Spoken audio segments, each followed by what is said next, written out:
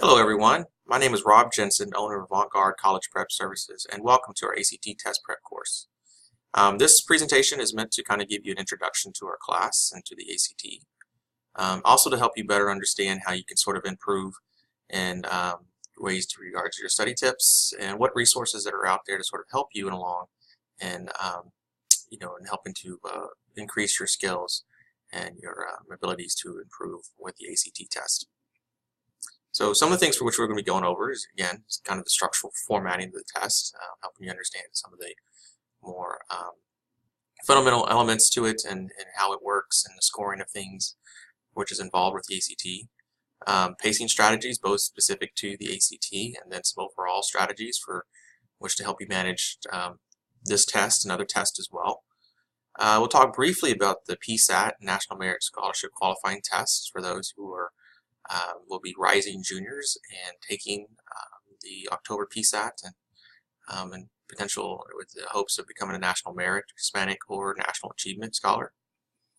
We'll talk about study tips and academic skills preps, these things for which you may be able to use not only for our class but just as well as you move forward with your academic career. We'll talk about score improvement and how we hope to achieve that within this course of things, and then also course expectations as you attend our class. So in regards to the ACT, there are 4 or 5 sections actually to the course, and within that, these 4, the English, Math, Reading, and Science, are all required for you to take, and the essay is optional thing. So as when you go through and register for the test, it'll be giving you the ability to either take these sections and the essay, or just these 4 sections only. I always recommend taking the essay, and I say that and suggest that because you never know for which schools that you may end up eventually applying to and what may be added to your list, and you'd hate for a particular score to be ineligible for use just because you didn't have the essay of things. Now most schools, even though in which they ask for it of things, very little is actually of the essay used in the admission decision of things, so it's really not anything of putting you in any sort of disadvantage by taking the essay, unless you're really applying to some of the more selective schools, the Rice, the Ivies, more of the public Ivies of things, where the essay score may actually weigh into your admission decision. The other thing you take in mind is you can see if you've ever taken the SAT, and one of the biggest differences between the two, ACT and the SAT, is a time differential. The ACT is a shorter test of things, given the normal minutes of things. The test in itself without the essay is just about 3 hours, as opposed to the SAT is closer to 3 hours and 15 minutes. The other thing about the ACT is naturally a faster paced test of things, where fewer seconds and time is allotted per question, where the SAT is a little bit more relaxed in that manner and stuff. So the scoring format, and so this is something that you may see as when you're taking the test and receiving your results from the ACT, as they're sending them to you, is you can see you have a composite score, you have a math, science. The STEM score is a combination of these two, English, reading, and then the writing things, and so which you'll receive something between a 2 and a 12. Now the individual scores that you could receive for the writing, the essay portion, for which that means is a 1 through a 6, and which you'll learn more about the scoring of that. And there's 2 individuals who are then scoring you to get a composite range of 2 to 12. And then the English language arts is just some sort of a compilation of these in metric and giving this score. These 2 scores, really, the STEM and the ELA, really do not factor within admission decisions, and I wouldn't really pay much mind to them.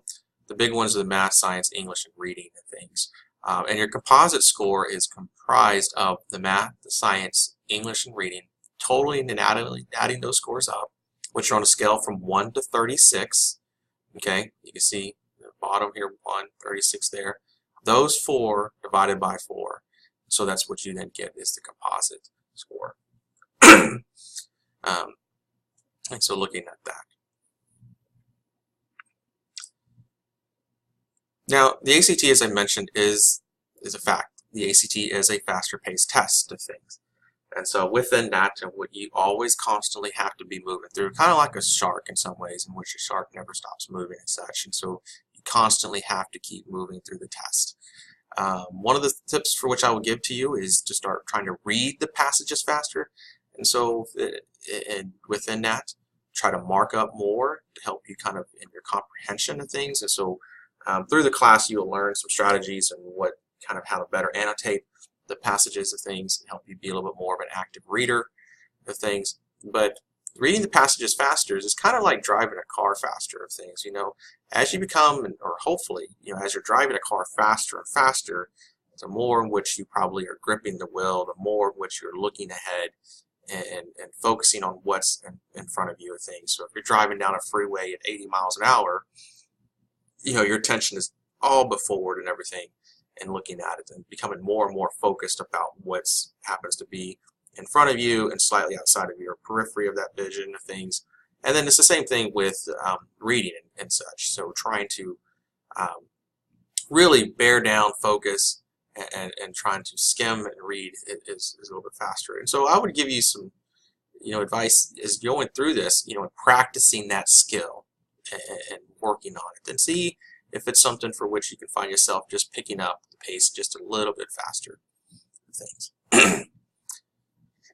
The other thing is how much are you going over? During practice, timing yourself during completion of things.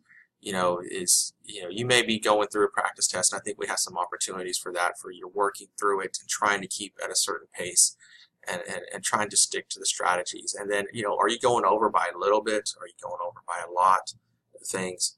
And for that reason, trying to be conscious of it. And then, for us, just to work on that. And we'll have strategies to help to mitigate if you happen to be going over by a large margin, and helping to improve your odds for completion, and just as well as bringing that score up. But being cognizant of that. The overall goal is trying to finish with just as very little time left as possible. And that you finish, you have the opportunity to go back, maybe revisit a few questions, and then wrap things up and stuff. If you're going too fast and you're finishing with too much time, I really suggest for you to find ways, marking up more, going through and physically marking out answers of things and such that are incorrect.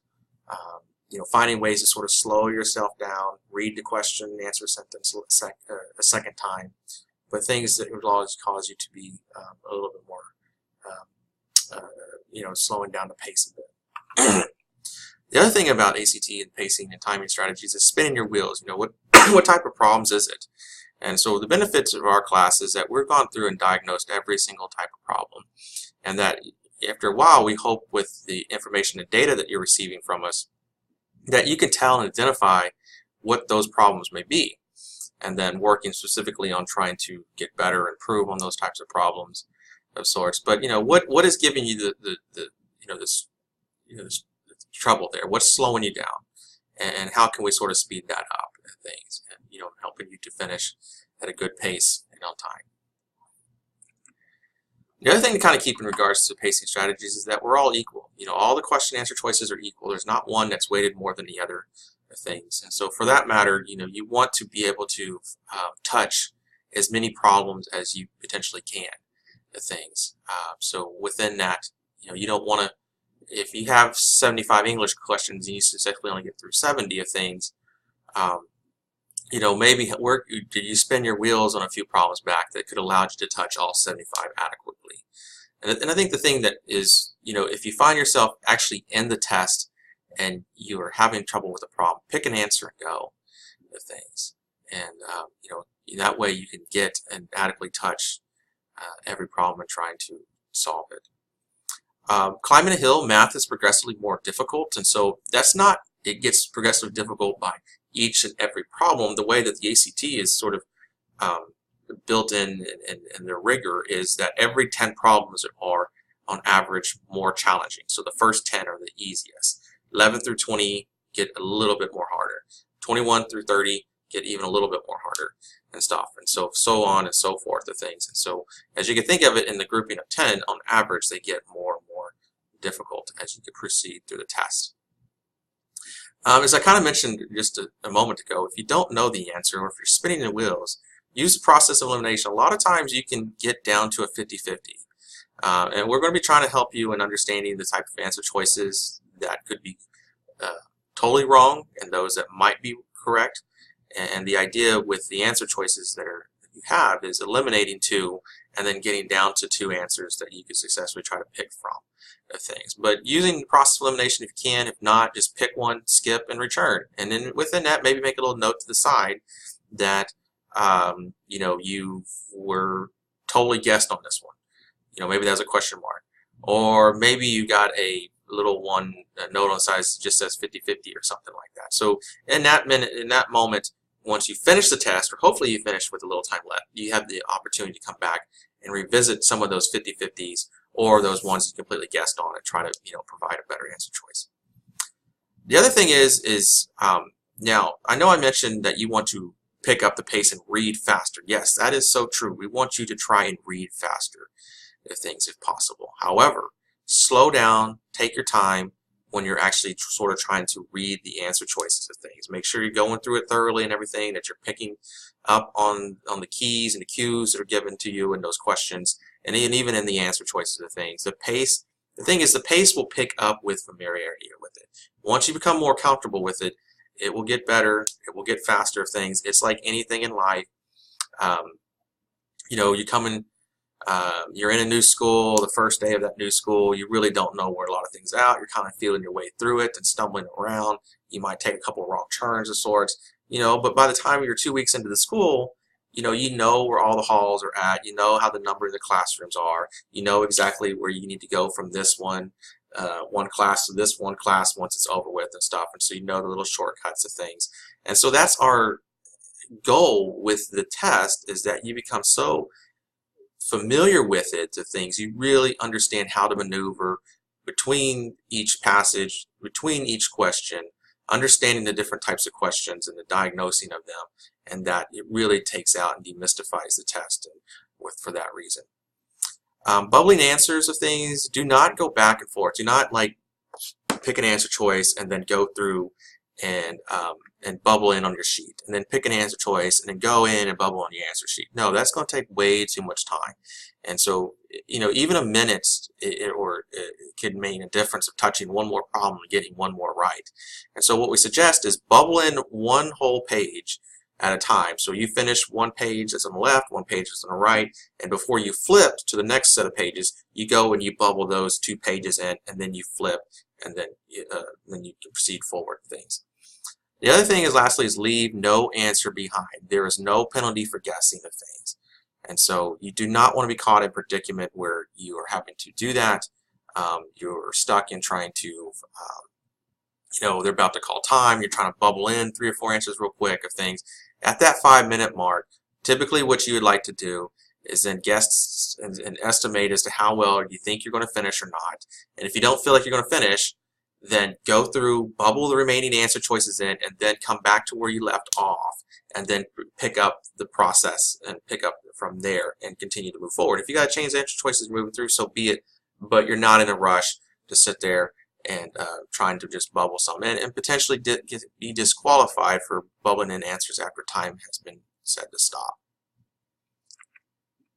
So just quickly on the PSAT and National Merit Scholarship qualifying test of things, this PSAT test is given predominantly to 10th and 11th graders of things. It's the 11th grade test that is where you're screened for the National Merit, National Achievement, National Hispanic Scholarships of things and such. But basically these are really good tests to sort of give yourself practice and understanding what sort of skills will be tested. Also to give you some good practice to understanding where you may potentially compare with your peers and how much work you may need to put in to really sort of achieve this type of scores to get into the colleges that you're looking at and things.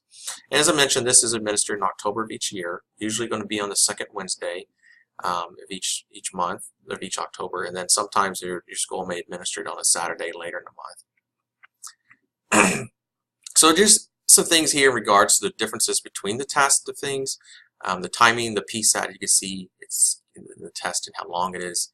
It's just under 3 hours, where the SAT, this says 3 hours, but it's really not. It's a little bit more than that, according You expect to be about 3 hours and 15 minutes, and then the ACT can be completed in 3 hours of things. You know, structures of it's very sort of similar to the PSAT and the SAT. It's just the SAT is a little bit longer than the PSAT of things. Scoring is more what you're familiar with, the 400 to 1600 format of things. The PSAT is, you know, in a very similar fashion.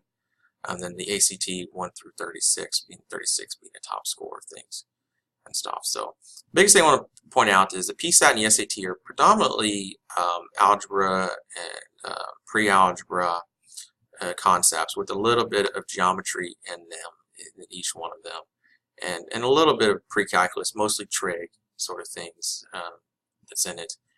The ACT is, within its math, is a much broader set of math concepts for which you have to learn. Fewer of the sort of real-life scenario word problems that which the SAT contains things, but it is much more challenging. It says up to trigonometry. You know, the SAT may have 1, maybe 2 trig problems. The ACT will definitely have more than that, and we'll be testing over that as well. And so the other big difference is the ACT has a dedicated science section. The SAT and the PSAT have integrated the science into all of their sections, whether it's the reading, the English, the things, whether it's in the math and sorts. So they have definitely taken that approach rather than having a dedicated science section. Timing of the PSAT, as you can see within this slide, is a little bit longer, according in comparison to the ACT of things. Such, you can see as to how they're usually up over 1 minute, and whereas most of the questions for the ACT are less than a minute for answering choices. Scholarships and things, and so if you happen to find yourself in a fortunate situation where you've done and scored extremely well on the PSAT, you can kind of see for national merit. This is the Texas rank, approximately about a 217 or 1470 on the PSAT, to be considered for a national merit, a national achievement if you happen to be African American or Black orientation of things. You know, the sort of scores that you would need to score here to be consideration for that. National Hispanic, you can see the scores that are listed here. Not only do they have a test score, but they have a GPA component, and you happen to be in the top 2.5% within your region. National merit, national achievement is by state. National Hispanic is by region of the U.S. things. And then these are just some of the other scholarships for which you may be considered for based off these scores. So some study tips and things. And the good thing about our test prep course, and just anything in general, and something I want to bring to your attention, is that, you know, for you to really just get better with things and to improve, is that you need deliberate practice.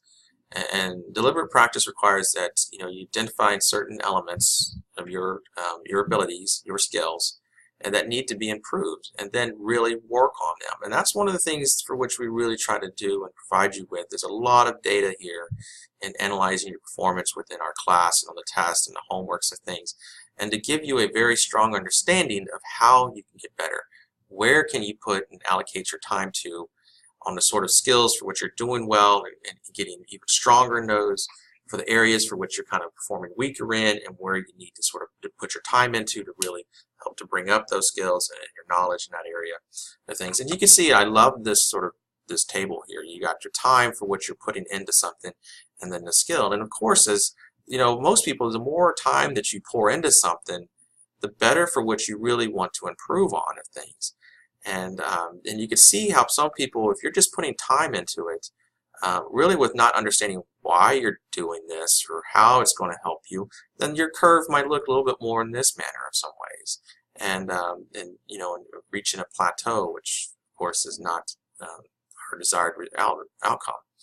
Where deliberate practice of things, where you're putting more time into things, and you know, like today I'm going to work on this algebra concept skill. You know, I'm going to work on developing my system equations and becoming stronger in those or something. Or, you know, today I'm going to work on building my reading, becoming stronger in the science passages of things and doing that. getting a little bit better within that one, or I'm working on the English and I'm trying to become a little bit better with the grammar that's associated with those questions there, things. And so being specific, knowing what you're working on, knowing what you're trying to learn and how you're getting better is deliberate practice, and that you're gaining incremental skills each and every time, and that you are getting better with everything in each moment for what you're putting into it. And so this is what you want to look like. And this just isn't the ACT, whether you're in school in a class or something, whether you're in a sport or playing an instrument, the things, being very deliberate, understanding what you're trying to do, how you're trying to get better, and what the sort of results that you're looking for to measure that achievement. So how do you do that and things? Deliberate practice, you can see, is high repetition. The most important difference between deliberate practices and the forming and the task for real when it counts of things is that you giving this sort of time, repping it over and over, and within that, allocating what you need to actually get it done. You can't expect just to put a little bit in and then you expect to have big gains from that. Just like with anything, if I'm playing a new instrument, I'm playing a flute, it's going to take a lot of energy and effort for me to really become stronger and better within that, the things. This also thing is feedback is essential. Practicing without feedback is like bowling through a curtain that hangs down to knee level, the things. And so if you can't see how things are finishing, then you can't necessarily understand how you need to get better, the things. And so that's one of the things for which us providing you the data assessment for which we do, and we'll talk about that and break that down further later in the class. But again, equipping you with as many resources and info so that you can understand your behavior in the test and working on improving from there. The other thing is it isn't much fun. Unfortunately, deliberate practice is not inherently enjoyable things. For some subjects, people have a lot of passion and interest in, and it's easy to sort of pour your time into that. But for a lot of things, we're being asked to learn and do things that don't necessarily fit within our scheme of interests and sorts. But we have to do it anyway. So it's a skill. It's a skill for which you then develop. It's a skill in which you then hone and practice, and for which then can be carried from one environment over to another. If it was enjoyable, then everyone would be able to do it. And for that matter, it's more about your ability of your grit and your persistence of bearing down and getting it done and doing it. Our goal, hopefully, is that we're giving you a lot of guidance and direction on where to point that time to. So if you have 30 minutes to study and you're just going to look at some of the grammar questions within the English, you know exactly what you need to do to accomplish for that short amount of time. The other thing is highly demanding mentally, above all, effort and focus and concentration of things. And so being able to understand how and when you're most effective, eliminating distractions from your environment, and being able to, sure, if you're studying for 30 minutes, that you're really studying for 30 minutes and, being as focused as well as you can be and stuff. So if that means, being by yourself, putting your phone away and turning it off or something, or whatever it may be, eliminating those distractions and making sure that you're mentally focused for that duration of time.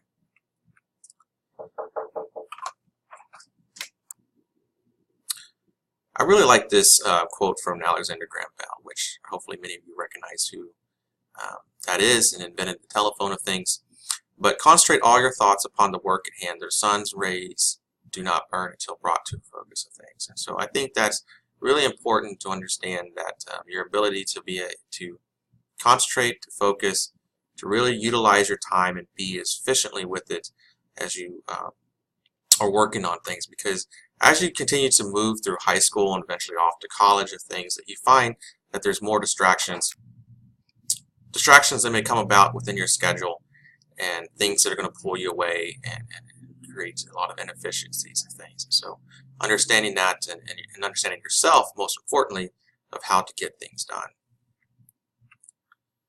So another thing that comes about is when people are taking these tests, or whether it's your own schoolwork or whatever it may be, is eliminating careless errors. And so part of that comes from just being unfamiliar with the content, really not understanding it as thoroughly as you need to, and understanding what things to look for, and hopefully we will accomplish in educating you all on that in regards to the different types of questions and that you're facing within the ACT. The other thing is just be maneuvering too fast, being kind of just sloppy things, not being thorough, trying to just get something done quickly and for that matter, the results, not caring as the results as much. But and so for that matter, just maybe slowing down a little bit can really do a lot to help to eliminate that. The thing about these tests is it is testing simple ideas. How well can you read and comprehend the material of things? How well can you, in your writing skills in regards to English and the grammar and the punctuation of things, and just the writing in a very concise and coherent manner and such, and things. Your math skills. How well are you with your math? But within that is, taking a very methodical and thorough approach, something for which we want to teach you. Strategies for which you can implement, things for which you can approach it the same time and time again. If I want to be able to shoot a free throw and shoot a free throw really well, I'm going to develop one technique that I do well with, and I'm going to practice and rep it over and over and over again so that I can shoot my free throws at a very strong percentage of things. Same thing here, no difference. And so we want you to be able to fall into a rhythm within taking these tests, and that you're looking at the reading the same way each and every time that you take a reading test. Same thing for English, same thing for math, and that you develop a routine for which you're comfortable with. The other thing is, in regards to eliminating those mistakes, is understanding what's being tested. For us, we're helping you to diagnose the questions of things within that, and so that you can then be able to see the test for what it is. And so if I'm looking at a math questions, I can say, oh yeah, they're testing, I'm developing a linear equation in this problem, or this is a systems of equations type problem, or oh, I can say this is a rational equation, and I can do that within a matter of like 5 seconds of looking at it and understanding it to things. And we hope that you will gain that skill as well. And then lastly is just active practice, putting those skills, strategies into place, working on them as you're trying to develop that routine, and within you're going through and being very consistent in your approach time and time again. So some things that you'll see, with regards to the student score reports that you'll eventually receive within this class. And this is what's going to help to track your results, from test to test and all the way through from start to finish, and that we can see what gains, areas that you're doing well with and getting better with, what areas continue to be a struggle for you, and how we can sort of work on those. And so you'll see overall scores of things, the overall scores from 1 to 36. In that you'll see the section raw scores that you have within the individual sections. You'll also see the individual problem type scores, so like the pre-algebra concepts, how well you're doing within that, or things, or the grammar concepts within English, how well you're doing with that. And so we'll have scores that be related to that. The other thing is, post-test review, making sure that you allocate time for each section, create a manageable schedule to go through and review that information. Make sure you study your missed answers and locate why you got them wrong. Wrong answer choices of things, and understanding what answers, why you chose the wrong answer choice of that, and looking at it and see where it may fall in. Was it one of the two that you should have easily eliminated and been a part of that group, or was it one of those ones that kind of falls in those 50-50 categories of things? Reading and writing, try to operate underneath a timed environment, but don't sacrifice the strategies of things that are there to help you to manage to get through those sections. And then math, start with the areas that you're close to mastering. I always suggest that. So if you're really doing quite well with the pre-algebra concepts, and because you have a foundation that exists there, and so maybe you're answering 75% of those correctly of things. So let's work on getting to 90% of those, and what those. And so in that, you should really quite understand why you missed those and how easily those are going to be the easiest ones to pick up in regards to points. And then looking in at the weaker areas, so then going to the opposite scale of things and trying to see which one of those weaker areas that you need to actually devote a little bit more time and energy to understanding the concepts and the skills, and then trying to work and bring those up. All right, so next part of this is really more about academic skills prep, and it's not just for this class of things for which you can take beyond this class to help you as you move forward. One thing is to take solid notes. I can promise you, I can look at a student's notebooks and for what they're writing. I can look at their tests, and I can pretty much gauge as well the test score they are. The more you write, the more you learn, and that's just a simple fact. For what you're trying to see. You cannot retain everything for which is being said to you, and for which you will then lose some of those details for which are being communicated, and will forget the smaller and finer points of things. The other thing is there's a strong correlation between writing on the test and higher test scores. I've seen it time and time again, and so we really want you and encourage you to be engaged, write as much down as you can, and for that matter, help yourself in understanding the test, by annotating it as well as you can. The math, writing out the math problems and using less calculator. The best ones I've seen do not very rarely use a calculator for the test to help them maneuver through it. The other thing is review your lecture notes within 24 hours of things. Again, it's kind of about committing yourself to learning the information and helping to retain it and remain fresh within your memory of your short term, and then eventually move into your long term memory. And so I say, reviewing your notes within 24 hours. Well, this is the forgetting curve, and be surprised about how many people really have never heard of this and never seen it being spoken to them. The things. But if you look at this, you can see on the first day for which you've learned something, you reviewed and learned and about 100% of it. Maybe close, maybe a little bit less than that, but you remember a lot of what was being said if it was told to you. Well, after a day or so, you've lost about 20% of that information just by not looking at it.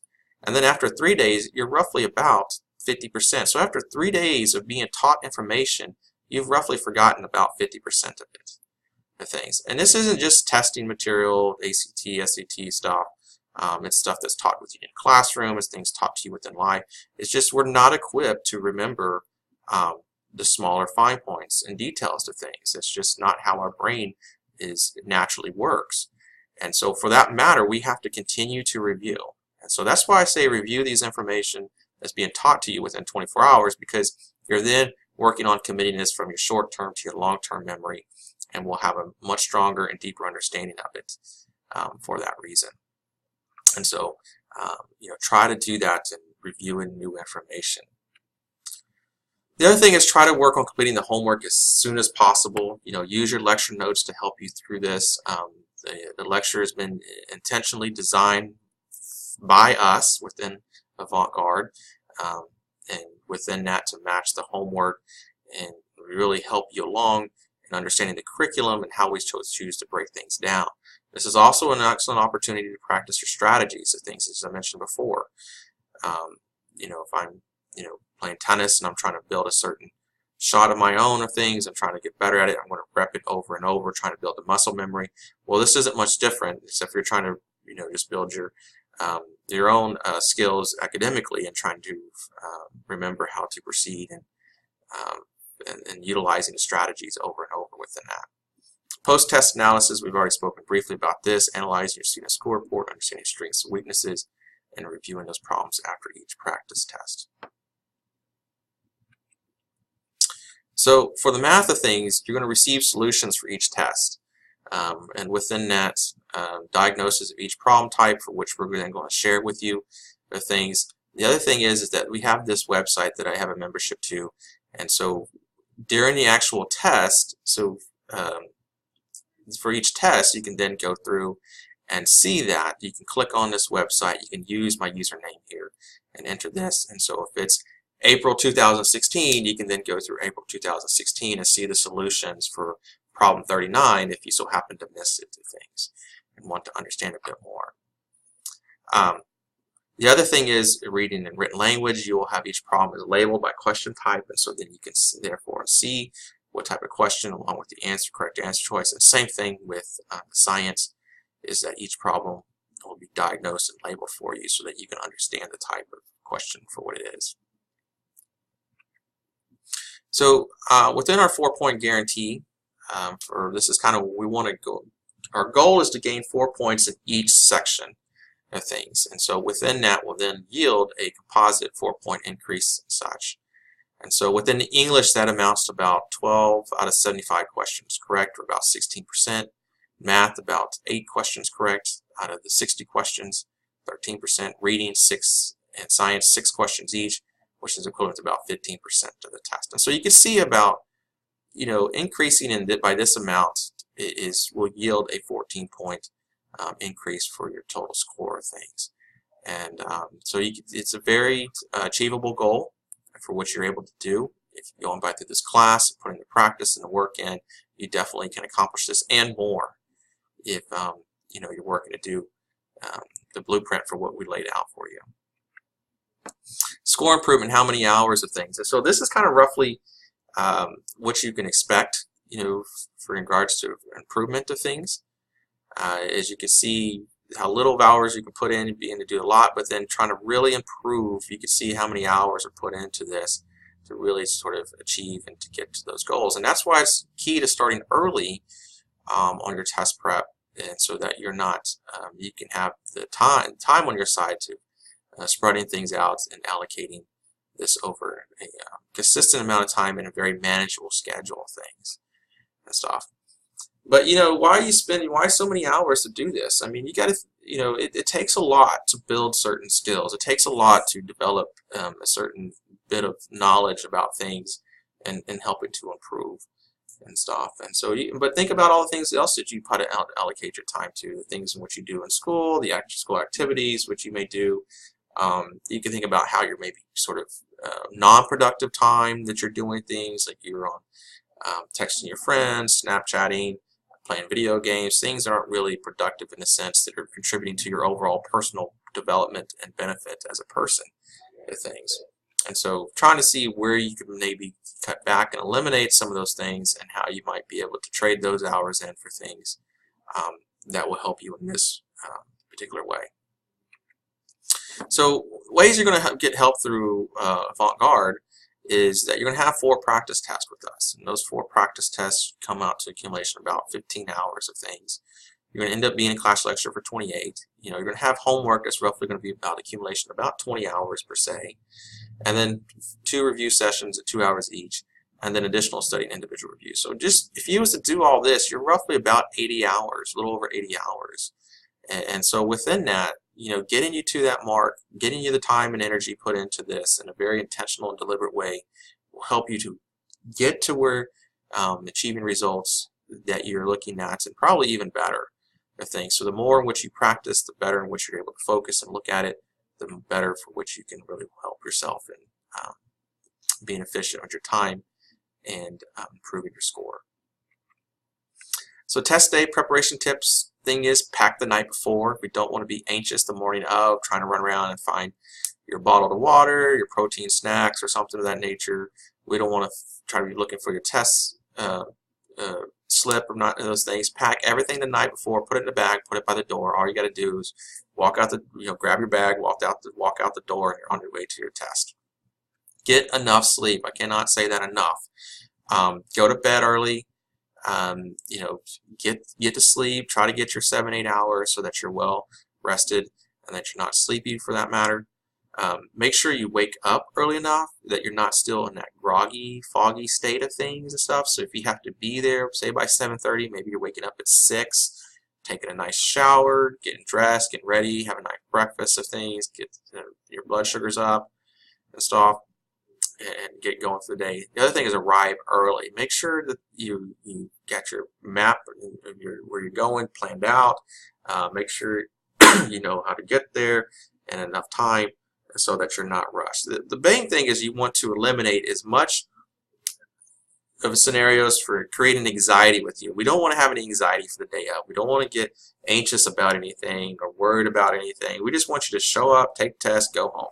Okay? Like you've done it 3, 4, 5 times that you have with us already, the things, and it's no big deal.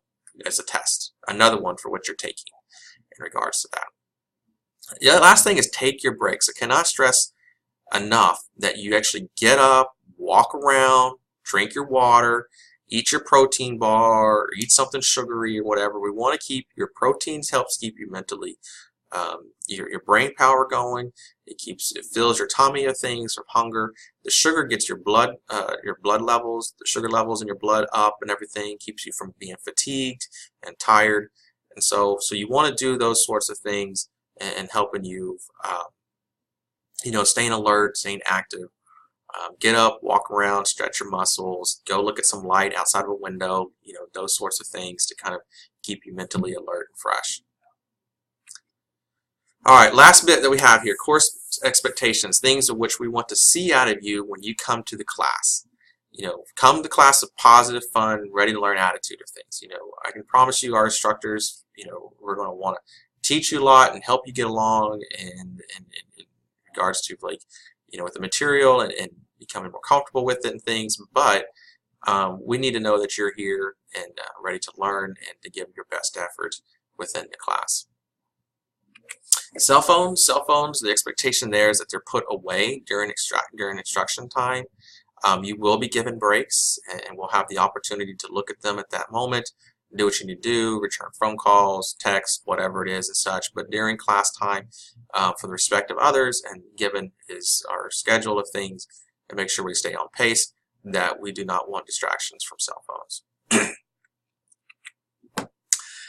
Other thing is complete all homework assignments of things. So this is really key, again, for you to developing your skills and becoming more comfortable and familiar with the material. The other thing is using all the Google Forms to the links to submit your answer choices. The other thing is review each practice test and ask for help when additional guidance is needed. Is that we're here to help you, okay? We're here to give you guidance. We're here to give you suggestions and help you to break things down to where you can understand it. If you're struggling and if you're failing to understand how you can move forward after each test and need some guidance on, like, look at this, look at that, look here things, then we are more than happy to help provide that sort of information to you. The other thing is be alert, be prepared for each practice test of things. You're spending 3-4 hours in these practice tests, so they're not to be taken lightly. And so for that reason, it's not like, we got to consider as though each practice test is the real test that you're taking, and that's the sort of mentality that you need to bring to it. So if you're, it's like, for instance, if I'm a basketball player and I'm going to a basketball game, well, of course I'm going to be prepared. I want to practice. I want to be alert. I'm going to be ready for that. I want to go in and give my best effort to things and such. And so we have to treat it as though a practice test is a real test, and that you're coming and helping yourself each and every time to get better for which you are then taking it.